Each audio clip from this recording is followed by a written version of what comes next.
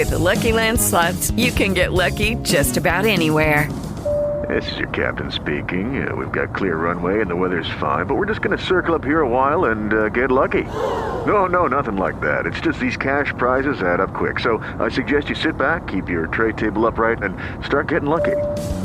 Play for free at LuckyLandSlots.com. Are you feeling lucky? No purchase necessary. Void where prohibited by law. 18+ terms and conditions apply. See website for details. Hello, it is Ryan, and I was on a flight the other day playing one of my favorite social spin slot games on ChumbaCasino.com. I looked over at the person sitting next to me, and you know what they were doing? They were also playing Chumba Casino. Coincidence? I think not. Everybody's loving having fun with it. Chumba Casino is home to hundreds of casino-style games that you can play for free anytime, anywhere, even at 30,000 feet. So sign up now at ChumbaCasino.com to claim your free welcome bonus. That's ChumbaCasino.com and live the Chumba life. No purchase necessary. VGW. Void where prohibited by law. See terms and conditions. 18+. Hey everybody, Adam Culbertson here. Before we begin this episode, I just wanted to take a second to talk about the updates that have happened to the show, to what's going on behind the scenes, everything like that. I'm recording this later after this was released. So, this is for the new listeners joining in because you'll hear some links, some promotions and stuff that may not make any sense anymore or is a little outdated. We're coming up on 2 years at the time I'm recording this, and there has been a lot of growth, expansion on what we're doing and our collaborations, which brings me to Microphones and Monsters is now part of Creative Typo Entertainment. We have come together with some amazing indie podcasters out there, and we have merged and are collaborating moving forward as Creative Typo Entertainment. If you want to see all of the shows that we're collaborating on, go to creativetypo.com. There's links to everything there. Patreon, Discord, join us on Discord. We got a great community going. But there's a lot of other shows. Like with our Patreon, you're not just getting access to ad-free or bonus content from Microphones and Monsters. You're also getting it from A Fool's Quest, Into the Night Anthology, Dread Tech Incorporated, Ethereal Embrace, and the list keeps growing. So we have a lot of things planned. I hope you enjoy Microphones and Monsters. We had an amazing time making this show. What you're about to listen to is the first campaign that stretches across 4 seasons, and it is the Darkwell Chronicles. So I hope you enjoy the binge. There has been some improvements to it to clean up the audio. It may not be perfect, but I hope you enjoy it. Thank you. And here's a promo from another independent podcast, so when you finish this episode, make sure you go and check them out. After the mysterious death of his father, Vartan returns home to uncover the truth with the help of his newfound friends, Baya and Ovik. But his hometown of Eterno may have something even more sinister in store for them. Join us for their journey into the untold at etherealembracepodcast.com or anywhere you listen to podcasts by searching for Ethereal Embrace. It is Ryan here, and I have a question for you. What do you do when you win? Are you a fist pumper, a woohooer, a hand clapper, a high fiver? I kind of like the high five, but if you want to hone in on those winning moves, check out Chumba Casino. At ChumbaCasino.com, choose from hundreds of social casino-style games for your chance to redeem serious cash prizes. There are new game releases weekly, plus free daily bonuses, so don't wait. Start having the most fun ever at ChumbaCasino.com. No purchase necessary. VGW. Void where prohibited by law. See terms and conditions. 18+. Steal your mind, for eldritch horrors of the universe unknown. For what is to follow is a tale of intrigue, mystery, and madness. You're listening to Microphones and Monsters.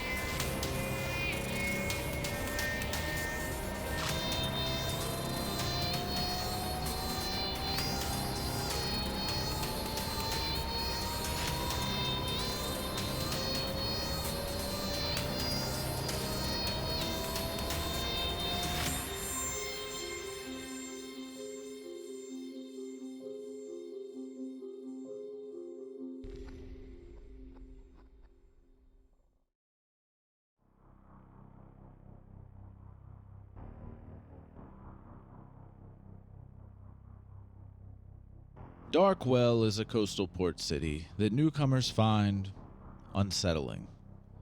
The residents ignore the things that hide in the shadows, hoping it will go away. There is a distinct thickness to the damp air that weighs on the lungs. The city is split by Havenmere River that flows toward the east coast. The north side of the river is Rosethrone Burrow, home to the wealthier residents of Darkwell. You can smell the perfumes and exotic foods as you browse the wares of the well-to-do merchants of the Rose Market. It is also the home of the House of Manuseat, a large stone-walled theater known for its monstrous slice-of-life plays. The south side of the river is the Lower Moor Burrow, home to the working class and those less fortunate. Beneath the streets of Darkwell, within its crypts, lies another civilization entirely, the Cryptfolk. All races, including the Cryptfolk, coexist within Darkwell and the surrounding coastal region. There is more to Darkwell than what lies on the surface. This bustling city, no stranger to all the races of Dunsaltera, has its secrets. There is more than just the uneasiness of the foggy lamplit cobblestone streets and dark alleys that are avoided by most.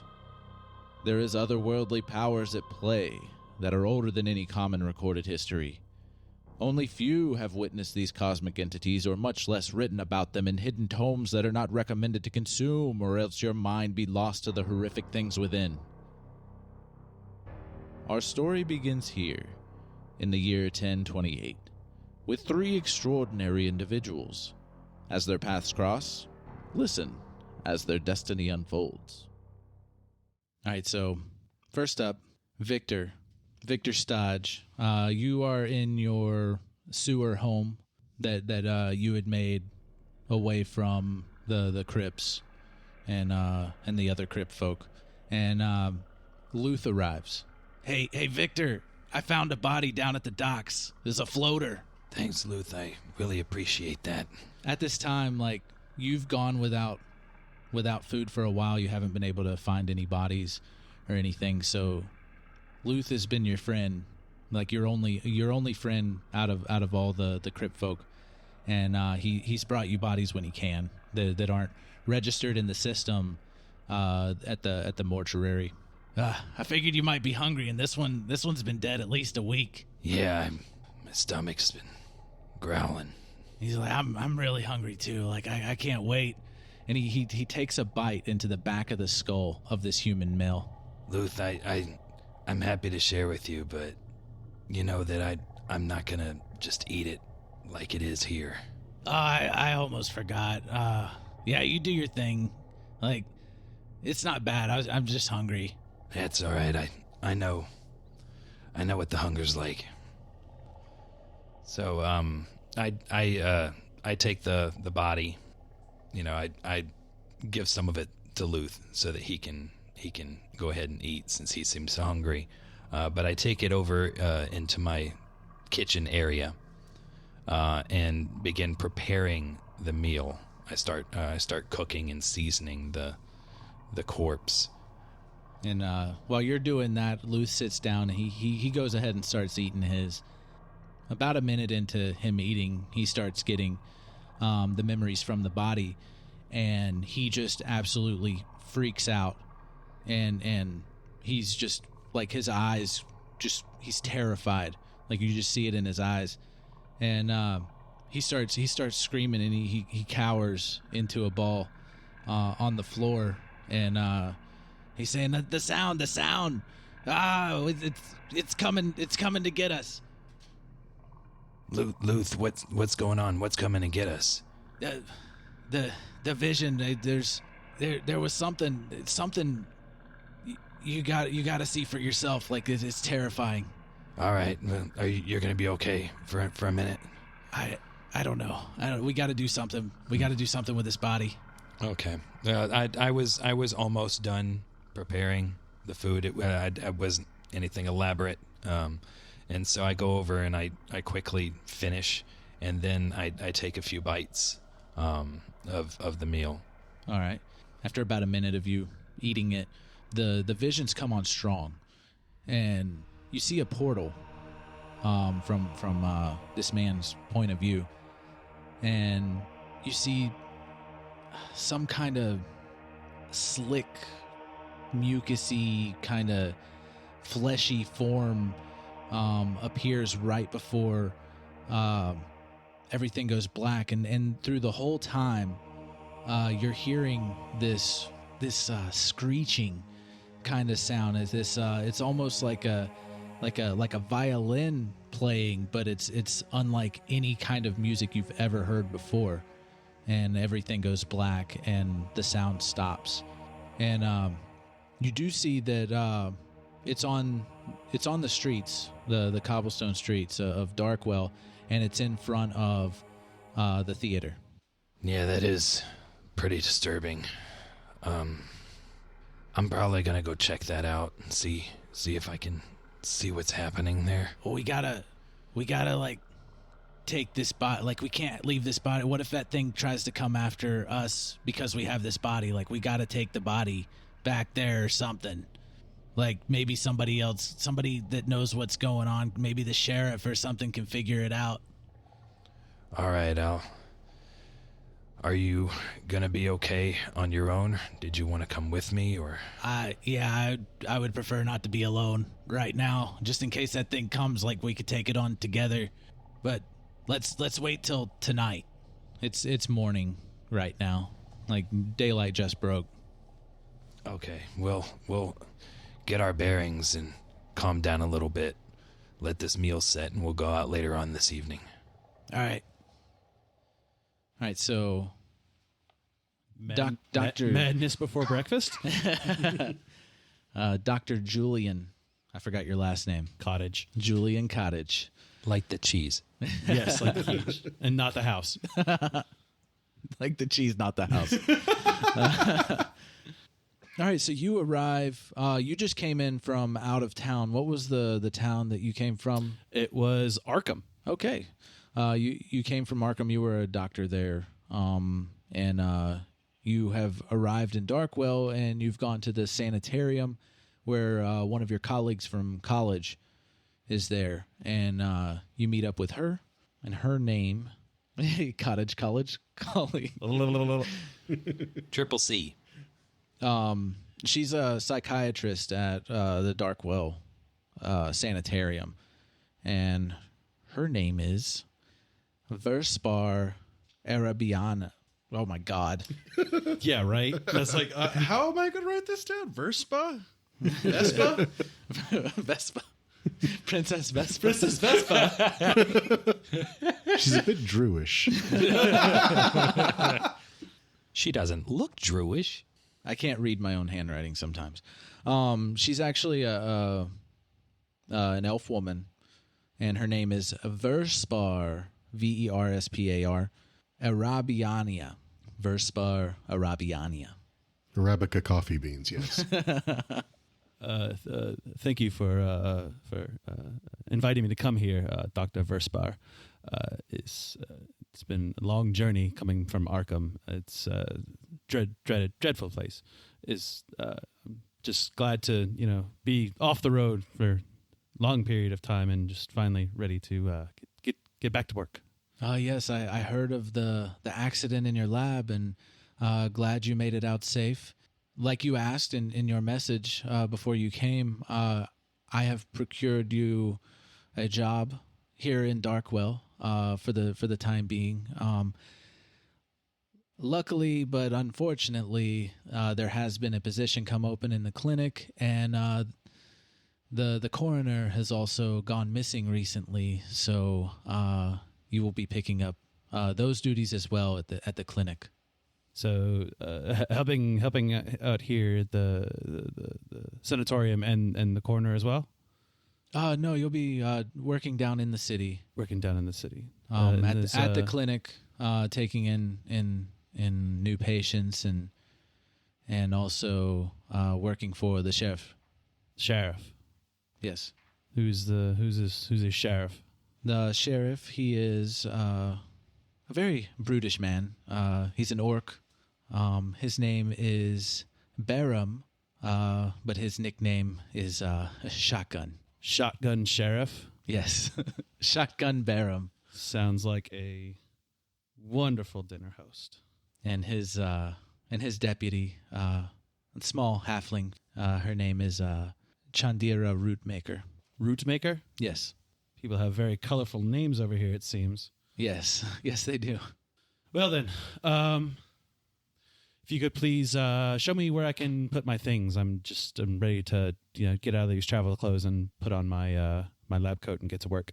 Because the sanitarium, it's up on the hill on the outskirts of town.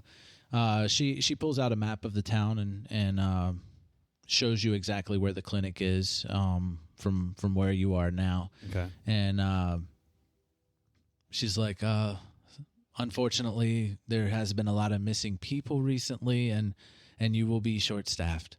Nothing I'm not used to anymore. At Arkham, there were many mysterious illnesses, plague, some of magical nature, and it was very dreadful to try to deal with all of that by myself, but I learned to get by. Okay. So, yes, if urgency is in need, then I'll forego settling in my things and head straight over to the clinic and see what needs to be done. And there is living quarters in there that you can take. Okay, thank you. I will have to stay up there. And how long is the clinic? Is the clinic still open right now with no one in there, or is someone watching it, or is the sheriff watching it? Do you think? Just it's a lot of useful materials in the clinic. Some useful, some can be used for nefarious means. There's a young gnome there, nurse. He's sadly the only person staffing it right now and looking over it, and I'm sure he's overwhelmed. He is Gerbo Rustek. Gerbo Rustek. Okay, short on help indeed. All right. All right. I'll go.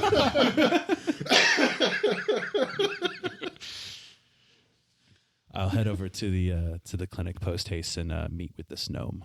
Okay. So you arrive at the clinic. Like as soon as you walk in the door, like before you even walk in the door, you hear just a lot of noise, a lot of people talking, and you walk in and there's a lot of patients waiting to be seen, and Gerbo's like, he looks just exhausted as he's walking with one of the patients back to one of the examining rooms. Excuse me, nurse. Gerbo? You're gonna have to wait. Fill out the form on the front desk, and I'll get with you as soon as possible. I can understand why this would be confusing as I'm in my travel clothes right now. My name is Dr. Cottage.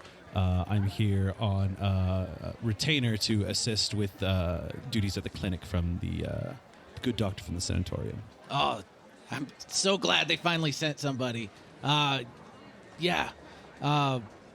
Get your stuff settled. There's a room for you right down the hall. Just put your stuff in there, and as soon as you can come out, I need all the help I can get right now.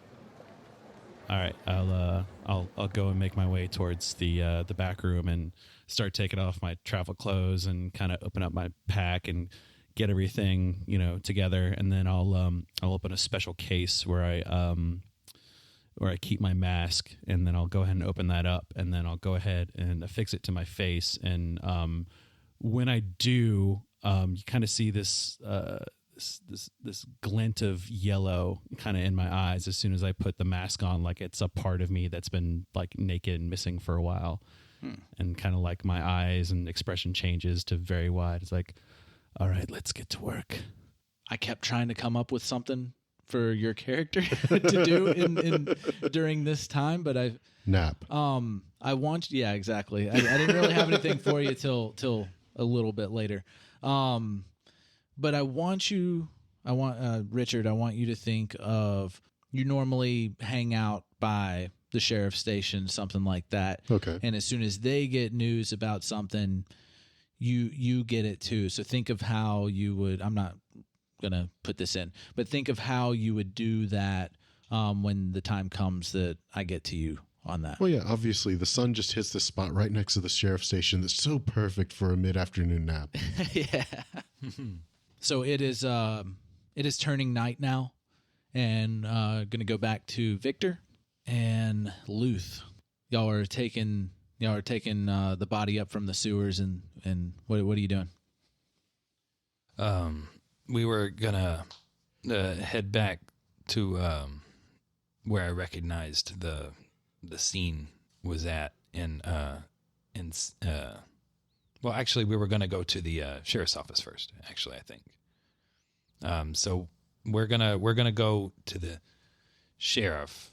Luth speaks up, and he's like, I mean, we've mangled this body. Like, they're going to think it's us. They're going to put us in jail without even asking questions. Okay. No, that makes sense. Yeah. So, I think what we'll do is we'll take the body back close to where, Luth found it. You know, maybe if it was in a more obvious spot, we'll put it in a slightly less obvious spot. And then sort of just look around the area, see if there's anything there before we move on. Okay, so you take the body up. You look around, and you see that there's been a lot of traffic throughout the day, every day, basically. You don't really see much of anything other than, like, just it's a busy section of town near the port. All right. But nothing really stands out to you. Yeah, Luth, I can't see anything obvious here. Well, yeah, I mean, with the vision, it wasn't here. It was at the theater. But like I think this body's been dead for at least a week. So I guess it's not really clear how it ended up here instead of the theater. I want to get as far away from this body as possible. Let's head back to your place. Okay, yeah, let's leave this here, and maybe we'll try to figure out what's going on later. But we can go back to my place for now if you want a place to stay. You head back down into the sewers, and as you're walking through the sewer tunnels, you hear a faint, distant sound of the music that you were hearing in the memory. And Luth just immediately, just like, his eyes get huge, and he takes off running down the tunnel. Luth. Away from the sound. Yeah. Okay. Well, I'll go ahead and try to cautiously approach my place. Maybe I'll sort of stealthily. Oh, he's running towards you. You're not right next to your place. Like, it's a ways down the tunnels. And he's running that direction towards them. Oh, Luth is running towards the sound. No, he's running towards your house. The sound is behind you. Oh, okay. He's doing this Forrest Gump thing right now. Yeah. Okay, misunderstood. I apologize. It's okay. That will happen many times. In that case, I guess first thing I'm going to do is turn around and see if I can see anything. You don't see anything. I don't see anything. You hear it. It sounds like it might be coming closer to you slowly. All right. Is there anywhere nearby where I could hide? You can hide on another path that's not too far away from you. Yeah, I think I'm going to do that and just sort of, hide myself and see if I can see what might be coming. Okay. Before it comes. Okay. That's done with you right now. Cool. Now we're going to Aleister. More napping. Much more napping.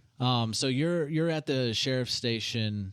What do you? It's just turned night. Like, it's a little time has passed, and it's pretty dark now. Well, I suppose that's enough of an afternoon nap then. And I'll go ahead and head home. Further study my books. As you start to get up, you hear somebody bust in through the door. Sheriff! They found a body down at the dock. It's mangled all to pieces. Like, we gotta check it out. Oh, all right. Let me get my shotgun.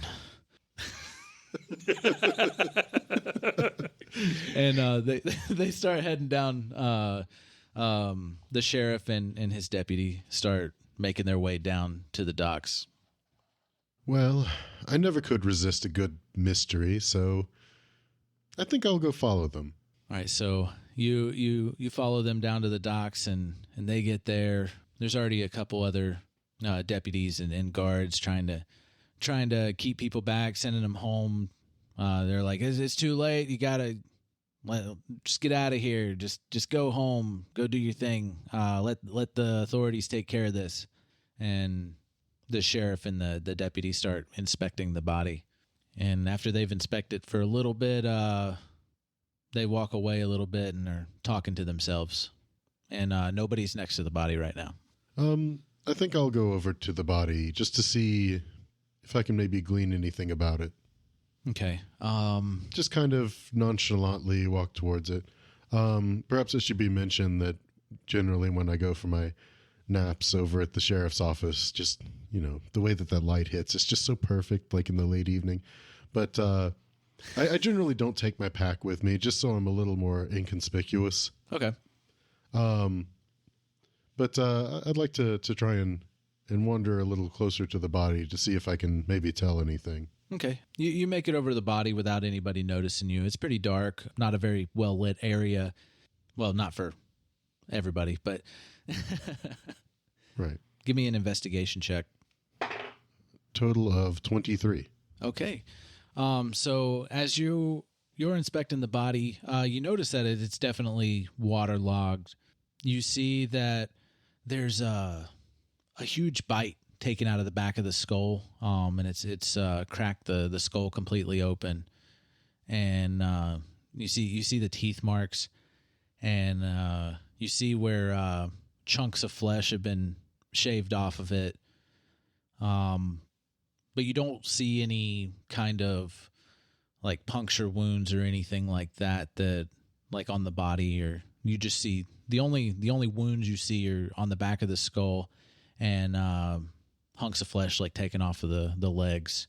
But no like gunshot wounds or arrow or sword wounds or anything like that. Would I be able to maybe make a medicine check to try and see if I could tell if these wounds were posthumous?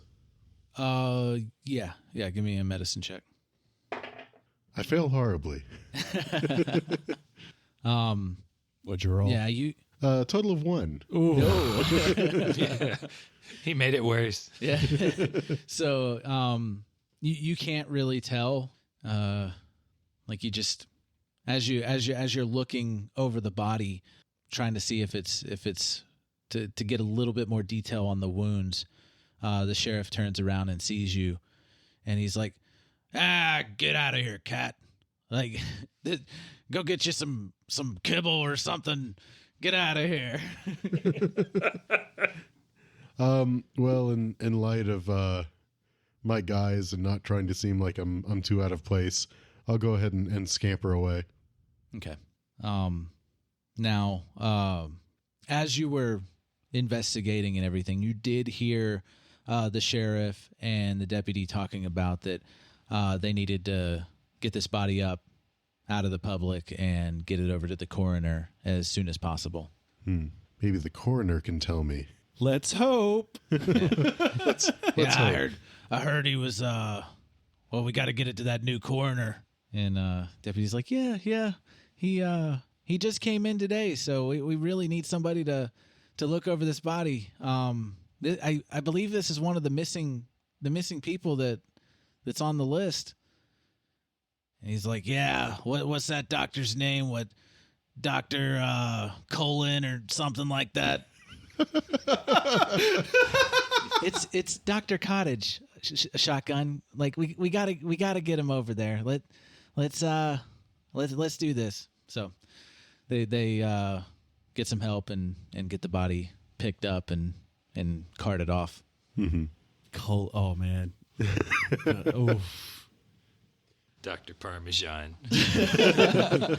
Gene Nurse Parmesan. Oregano, get over here, quick. Gene Parmesan. You got me. Oh my god. Yeah, so you've Dr. Julian Cottage, you have had a very busy day in the clinic. You managed to help Gerbo out in getting all the gnome. patients out, and you just You just locked the door from the last patient leaving. Is Gerbo still there? Yeah, Gerbo's still there.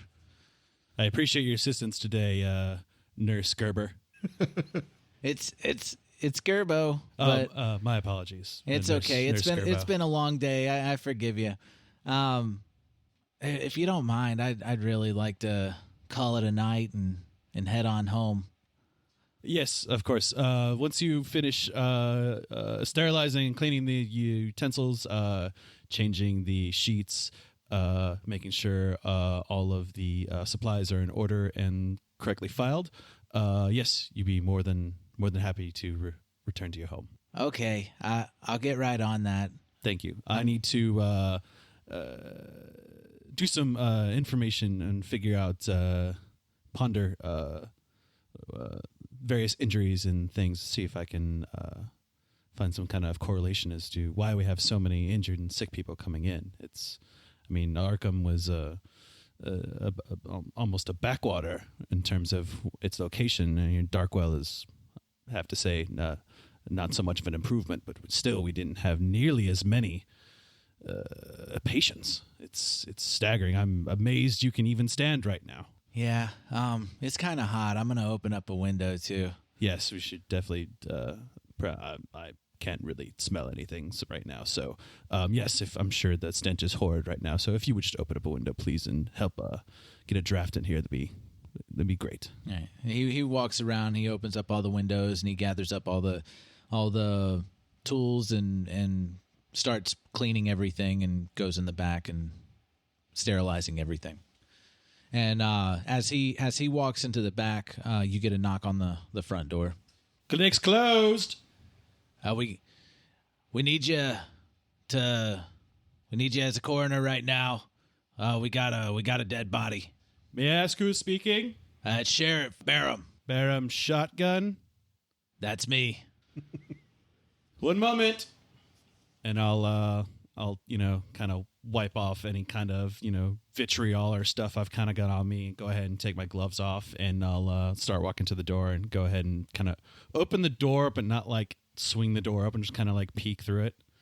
And as you open the door, he pushes in with his shoulder and walks in, and he's like, we got a body for you. Yes, it just ran into me apparently. This one's pretty mangled up. Like you got your work cut out for you. Mangled. See for yourselves. And they put the body bag on one of the examining tables and unzip it, and you see chunks of flesh cut off of it, and like the back of the skull has a big bite taken out of it. Probably best to take this into the back room where we actually do autopsies. This is an examining table for living patients. All right, yeah, you heard him. They take it back to the back room. Nurse Gerbo. Yes, sorry, Gerbo. The sheriff is here. He has brought a mangled body in. I'm going to take it in the back and perform an autopsy at his request. All right. You want me to just finish this up and go home? Yes, that'd be great. Thank you. All right, thank you. And he goes back. All right, so I'll walk back to the. I actually don't like. Is there a specific name for like an autopsy room? I'm just thinking it's like autopsy room. Probably just autopsy room. Okay, I don't know of I'm another call it name. autopsy room. Butcher shop. Hey, if we get people listening, I'm sure they'll correct us all the time. Please, I'm sure. please. I would actually like to know. The autopsitorium. Yes, Autopsy. exactly. Oh, yeah, there you go. Yeah. All right. So I'll go in and I'll do my best Dana Scully montage. I'll put my headphones on, I'll start putting my gloves on, and start dancing as I'm opening them up. No, I'm just kidding. Let me give me a montage medicine check. All right.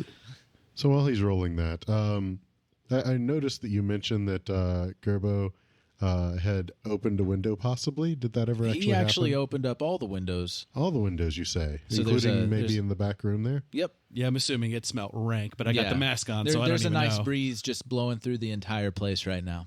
Would it be safe to say that I have made my way over to the clinic by this point? It is safe to say. Okay, well, I would like to kind of jump into that window Okay. just to try and observe. Okay. You said it was a medicine check? Medicine. 18. 18. All right. So as you're inspecting over the body, you see, of course, the big bite in the head. The teeth marks you recognize as ghoul teeth, that you recognize as crypt folk. You can't use that word. I Only know. they can use that word. You recognize it as crypt folk bite marks. And your understanding of crypt folk, you do know that they like to just bite and eat, and they have the jaw power to rip the back of a skull off. Mm-hmm. You do notice something very odd, because while there was that one spot, there's another spot down on the legs where it looks like it was very carefully carved meat, like almost like a butcher's work, rather than like your normal ghoul. So that's kind of odd. There's also you notice that there is no other wounds. You do notice that the carving and the bite on the head is post-mortem. Like you cut the body open, and you inspect the heart and organs and everything, and you can't really find a reason why this guy died, other than this expression on its face that's stuck in like terror. Sheriff, well, it may seem obvious to you that the giant bite mark and the very interesting work done to the legs might look like this was a mere mangling attack. That is not the case. I believe that these wounds were inflicted post-mortem. So maybe a urchin happened to come across this body and happened to be a little hungry. I'm an asshole. What do you want me to do? Can I see any kind of identifying marks on him? Can I figure out who this person is? He's naked. Like it doesn't even have clothes on him. Sheriff, do you know who this man is? We were talking about it on the way over here. We think he's on the list of missing persons recently. Missing persons? Yeah. We believe his name is Nihilus Creel. Like the food? No, Creel. Like Kreel. Nihilus. Nihilus Creel. Okay. You said a list of missing persons. Yeah. He happened to be the stage director at the House of Manusite, the theater up in the Rose Throne Borough. Yes, I was looking at that information before as I arrived in town. It's a very affluent section of town, is it not? Oh, yeah. It's, judging by what I can see from the autopsy I've done, I can't really see any kind of definitive cause of death. The locked facial expression, though, is very interesting. Yeah, it's kind of terrifying, actually. Interesting. I would say interesting. The face doesn't normally seize up like that post-mortem. You see, something must have caused that and locked up the nerves, and as soon as rigor sets in, it's stuck like that. So, very, very interesting. Rosethorn Borough, you say? Well, Sheriff, if, I were some kind of investigator, which I'm just a humble doctor working at this clinic, I would suggest that you would definitely need to go over there and conduct an investigation and see who knew about the director missing and who would be out to warrant his death. Yeah, that's our job. So. Yes, I know. Yeah. Have a good night, Doctor. You too. Is there any next of family that I need to, or will you inform about this dead body? As much as I like, doing autopsies very late in the night, I must really keep this room clean and move the bodies out. I think that's on a need-to-know basis. We will. We'll get back to you, Doctor. Well, I hope it doesn't take long. I don't want this thing rotting in my clinic. I'm trying to keep this place sterile. You have no idea how hard it was to get all of this stinking folk out here before. Yeah, sure. Okay. Bye, Doctor. Good evening, shotgun.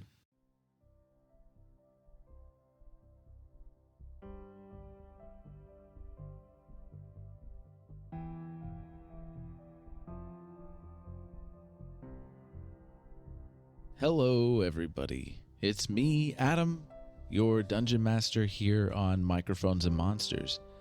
You just got done listening to the first episode. I really hope you enjoyed it. I hope you enjoy it as much as we have enjoyed creating it. We do have 2 episodes coming out every week, Mondays and Fridays. We are keeping the episodes short, so you're not having to dedicate an hour and a half to 2 hours of time. Each time we put out an episode, we're keeping it sweet, 30, 45 minutes, somewhere around in there, maybe up to 50. Who knows? Depends on editing.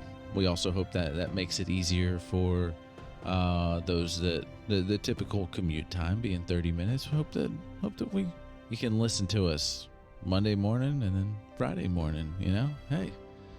But I don't know. We do hope that you continue to listen to Microphones and Monsters and see where these 3 guys go as they come together and maybe solve this mystery. I don't know. I don't know what they're gonna do yet. I gotta keep playing. So the music that you hear throughout this podcast, the intro, all the background music, and even the outro music that you're listening to right now, all songs were written and produced by Marco Mazzei at Fallen Highway Studios. Yeah, when I found this music, it just blew me away. It matched the setting that I was going for and everything, and I had to have it. I had to put it in Microphones and Monsters. It is an independent composer, and if you like the music, go and you can use the music for your own D&D podcast or your own just your own D&D sessions.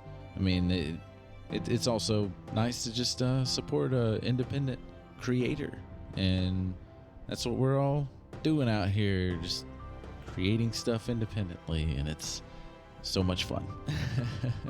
But yeah, again, really hope that you enjoy this, and hope you come back and continue to listen and join us next time here on Microphones and Monsters. And I almost forgot, definitely, if you definitely like this, give us a follow on Twitter. If you're not following us already, it is Mics and Monsters, at Mics and Monsters, MICS, and spelled out Monsters. I mean, you can probably just search Microphones and Monsters. It'll pull us up, our little logo. And, of course, you can always go to microphonesandmonsters.com. We got all the links there, all the links to all your different favorite podcasting sites, apps, whatever, and social media, all that good stuff. So it's always nice to get feedback, and yeah, it's welcomed. Any feedback, I don't care. Bye.